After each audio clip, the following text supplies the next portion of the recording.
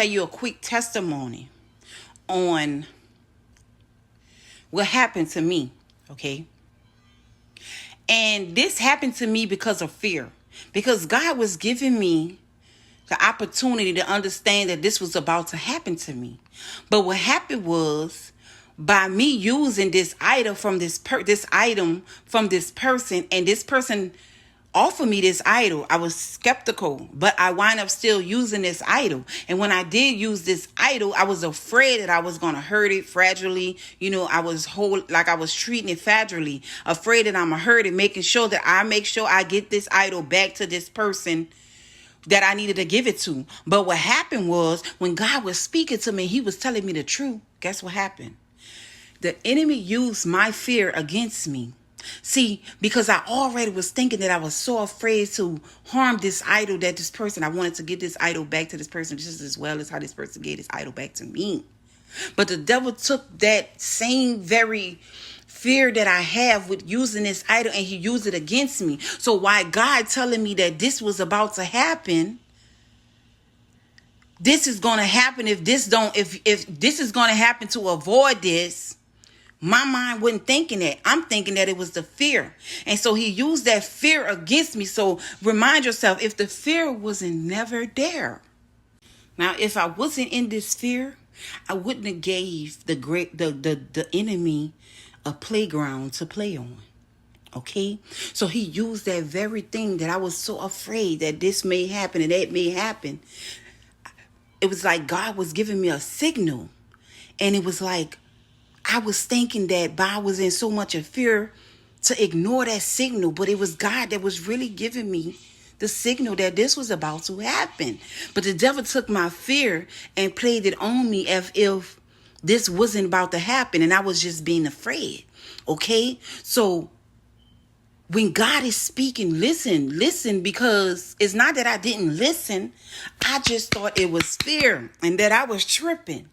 And guess what? I kid you not, that very fear that I was scared of,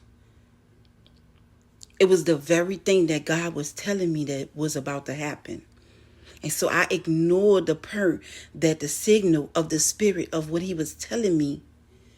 And I took it as it was fear and ignored it. And so this is God teaching us how the enemy is so clever. He is so he's like what the word is, he's very, very intelligent. So that was just God letting me do that. I share my prophecy with my prophets first, and he shared that prophecy with me first. But I wound up still having it to happen. But he also was showing me a prophecy is a prophecy. A prophecy is a prophecy. It must come to pass. Okay? Because I'm always doubting God. And sometimes God have to use certain things to get our attention. Even if it's the very thing. Especially he'll use that person that you're so afraid of. He would do something to interact with that situation to make you understand just how much he ain't playing with you. Like, wake up. Because this spirit God is telling us that we on a whole different level right now. And we're going to have to be on this whole different level. And this level is so deep to where these things are happening. And we're going to need to be clear on the fear and how is God speaking to us. Because that very thing that God is speaking to us about, that fear going to give signals to the enemy to play on our tops. So be wise.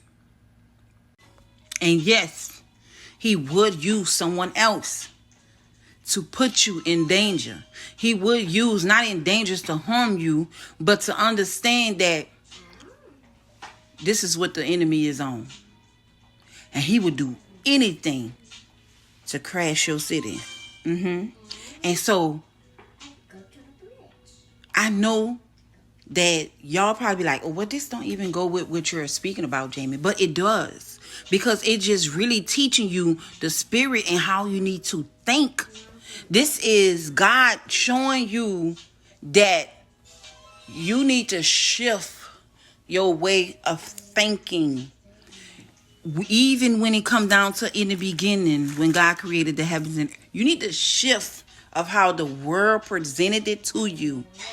And I mean really shift it in details, in little pieces. Because guess what? That's the pieces that we are missing when God is speaking about himself. He is really showing us the truth. So that way we won't get backed off. That way we won't be in a conda. That way we own that foundation that he was talking about with Peter. And so he said, Peter. It was like all the disciples was calling him different names. Who is he?